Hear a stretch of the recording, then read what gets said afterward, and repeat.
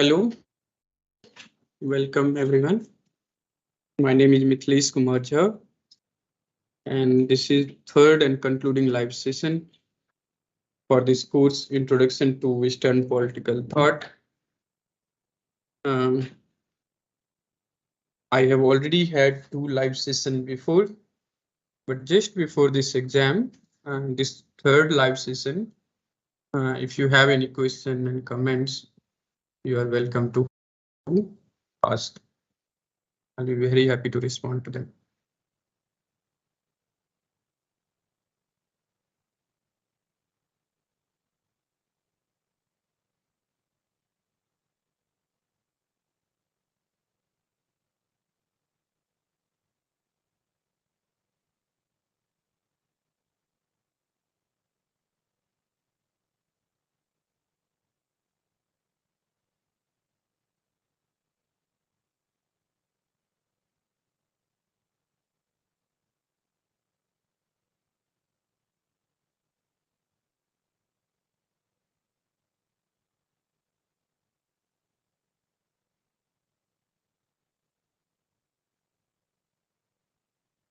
And you can, if you have joined us through YouTube or other live streaming platform, you can also type your questions and queries in the chat box section.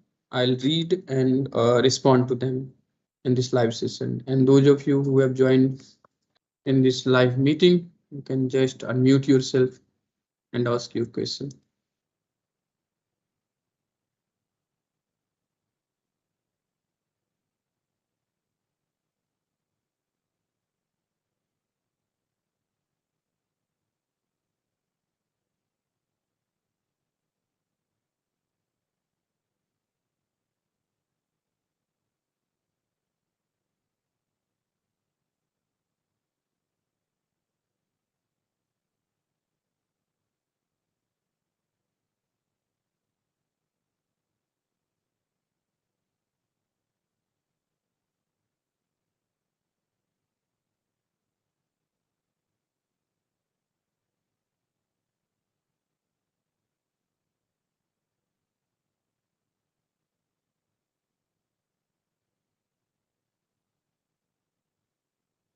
So, all right, I'm going to wait for a few more minutes.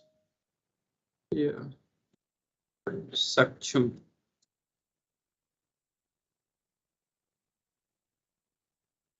Hello, Saksham. You can unmute yourself. And yes, yeah, if it is possible, you can also turn on your camera.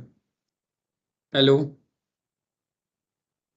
Yes, sir. 1 minute, just 1 minute. Yeah, no problem. You take your time.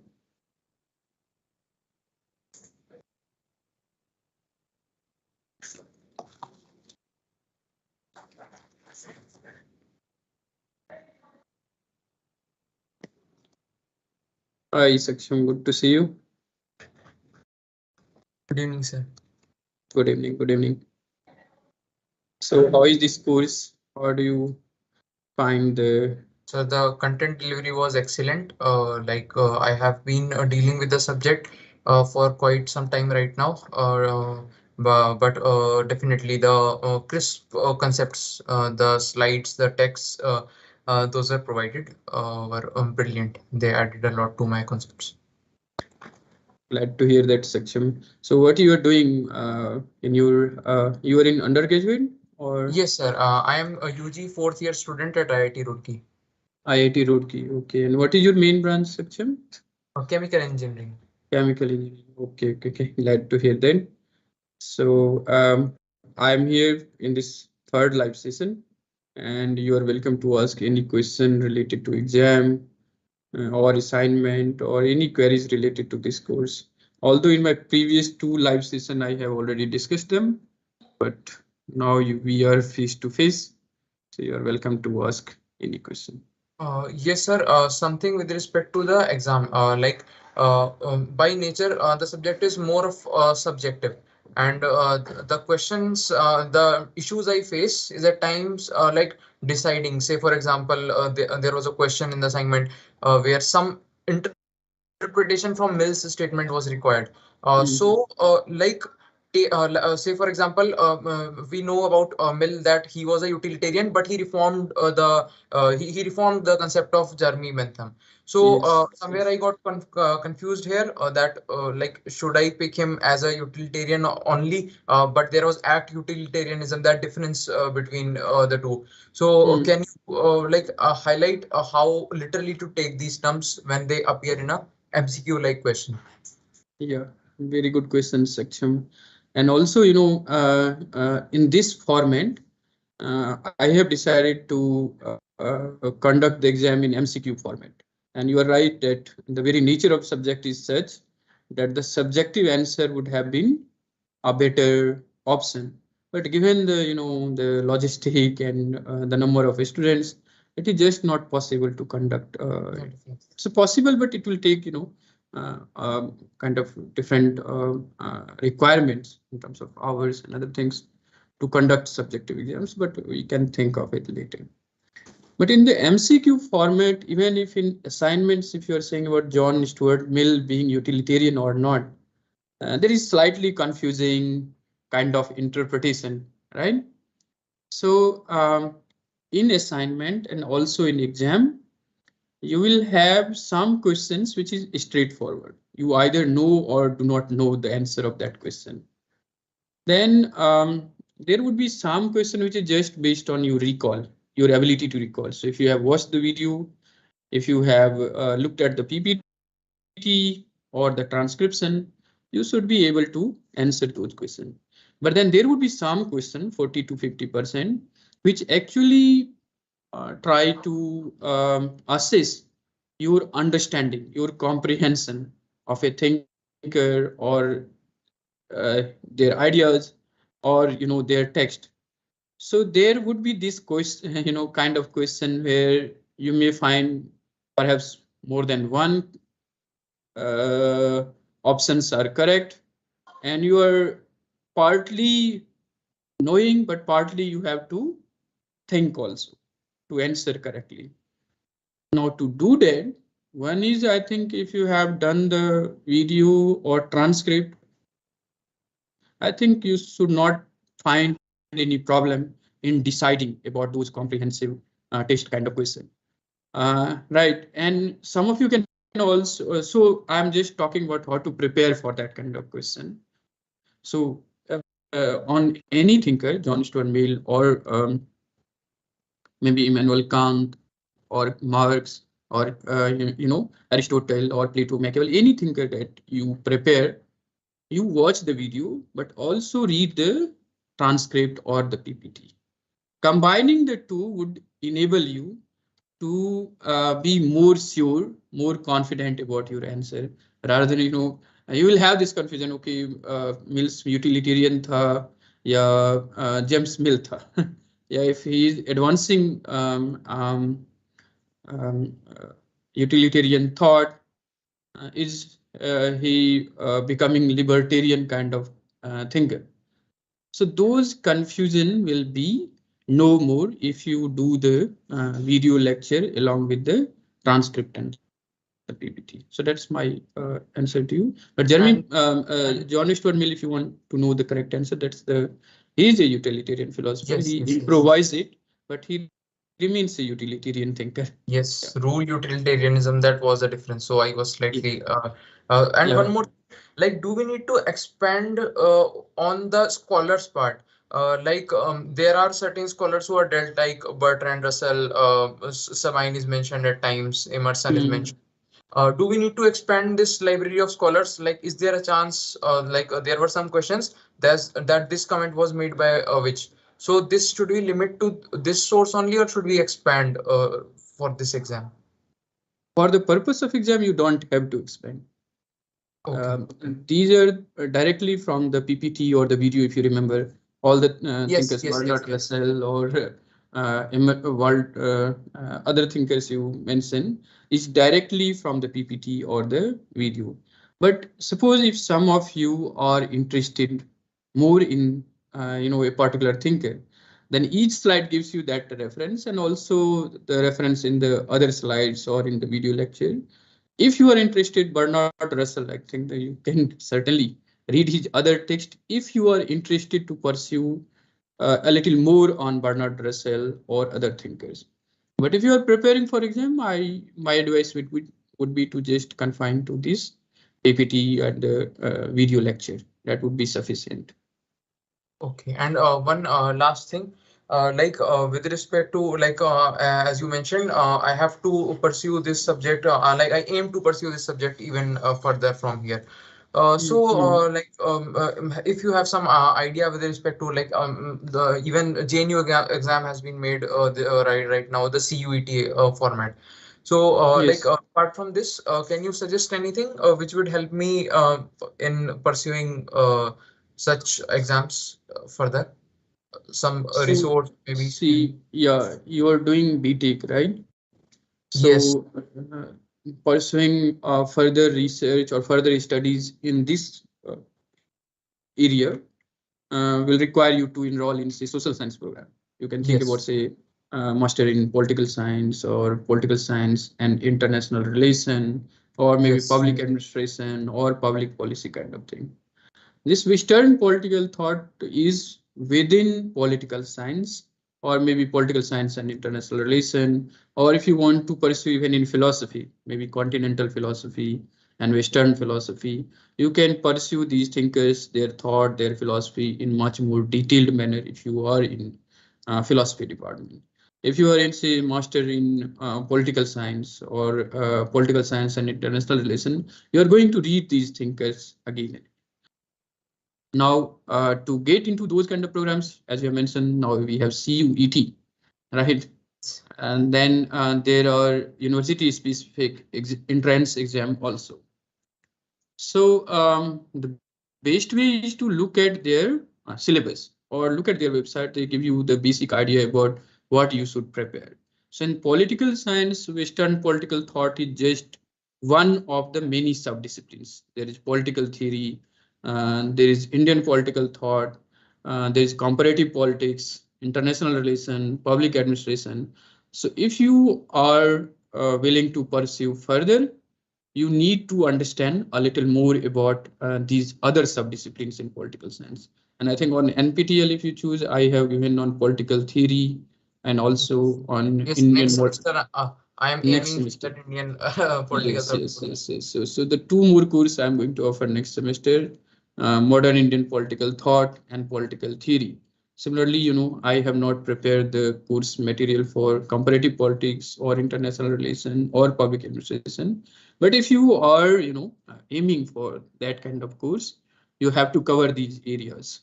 Some of the basic text you can refer to is by Andrew Haywood. I'm referring And good. Yes. Andrew Haywood Politics, fifth edition, and he has written other two works also, Key Concepts in Politics and Political Ideology. These three books give you the basic foundational or beginner level understanding of political science that can also help you in cracking these entrance exams. But yeah, it's I can suggest. Fine, sir. But Thank you. how is your experience in terms of lecture and other things? Sir, very nice. Like as I mentioned, Mm, I had dealt with these things earlier, but the crispness with respect to the PPTs as well as the lectures was something there were few scholars which I did for the first time, like Kant and others who were not in the traditional syllabus which I mm, was going through. mm, Yes, I developed good clarity, especially thinkers like Rousseau, where there are mhm. so many confusing concepts. Yes. Yes, definitely. It was I very much liked it, and I am looking forward to your next course in the next semester. All right. Glad to hear that section. So, anything more on this course? Because others are not there, just two of us, and I am not seeing any questions on the uh, uh, other platform also. So, Yes. So, just this that the main issue I face these days while looking after these things is that when I face a question like say Popper statement, if it is Popper statement, probably I have dealt with it in the static books only. which I have referred. But when a new statement comes, say for example, Levinson's defense on Plato. I remember one instance wherever I was struck by such a question. This trembles basically when it comes out of what you have read in Yeah. context. So Yeah. some words on this. Yeah, so section, these questions are prepared deliberately actually to push you to think about what you have learned, or or how you would interpret it, for example, and in your interpretation whether you are correct or not. So some questions in assignment, but also some sections in final exam questions are deliberately prepared in that manner where seems to you a bit confusing, or as you're saying, stumbling kind of thing. But yeah, these are because we are not having the subjective, which would be the ideal way of evaluation in this kind of courses. But MCQ, given the nature of pedagogy here on this NPTEL and MOOCs platform, is a better and convenient way to evaluate for the large number of students. So one more thing with this, in terms of when you are going through a subjective evaluation, so as an examiner, maybe you have evaluated certain copies. So when you look at an answer for, say, for example, in political ideologies, maybe post-colonialism, kind of. So what, I just want to ask, like, what as an examiner would you expect from me the most, in an answer? Suppose there is a comparison to be made between post-colonialism and linkages with maybe Gandhianism.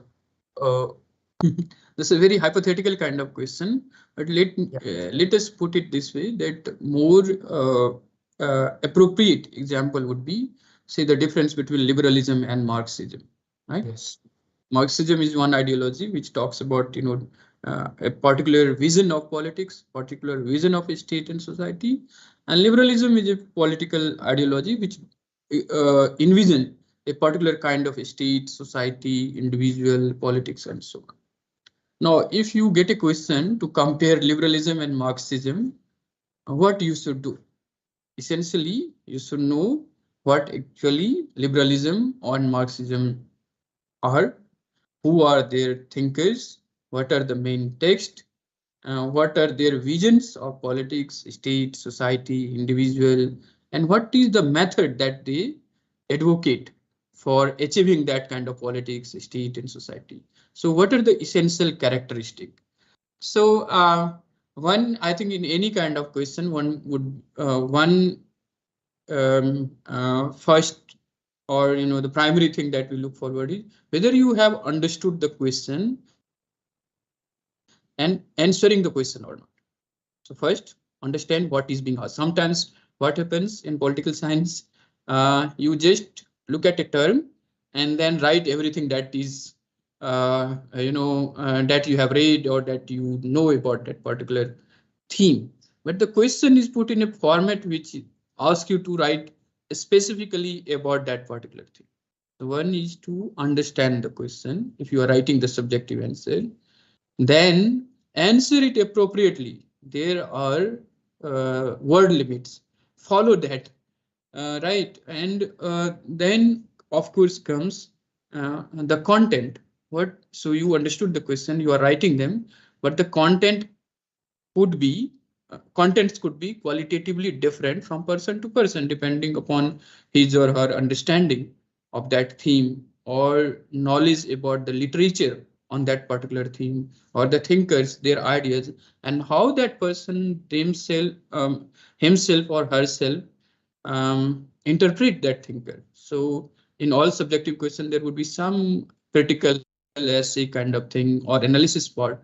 So whether your knowledge about the theme or the thinker, but also your interpretation of that thinker or the theme is involved. So write a critical note on Marxism, for example, or write a critical essay on liberalism, or compare the notion of theory, notion of liberty or justice between different thinkers or different ideology. There, your take, your understanding also come into play. How clear you are in your own thinking when you are analyzing, not just knowing what others say, but also your own understanding of what others are saying and which statement, which understanding is according to you better, and why so.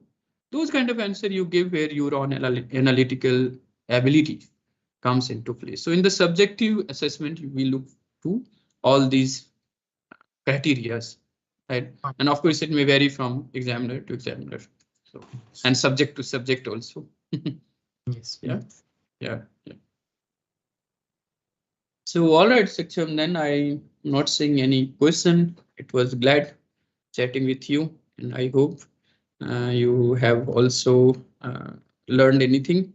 But if you have, and for others also, those who are going to watch this live session later, I wish you all the very best for this final exam, and I'm sure you have done uh, uh, a good job in terms of submitting the assignment and going through the videos and transcript. Your feedback uh, uh, is really significant to us, and till the exam, you can still use the discussion forum for any question or queries, or your comment on any thinkers or themes that you may have. So you are welcome to raise them on this discussion forum. Once again, I wish you all the very best for the exam. It was great chatting with you. Thank you, Saksham. Yeah, Thank you, sir. best. Yeah, bye.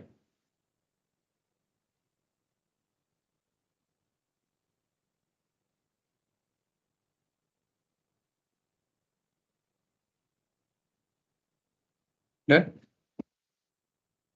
The leave, or I, I can leave, or I just leave it like that. Sorry, just wait for a second.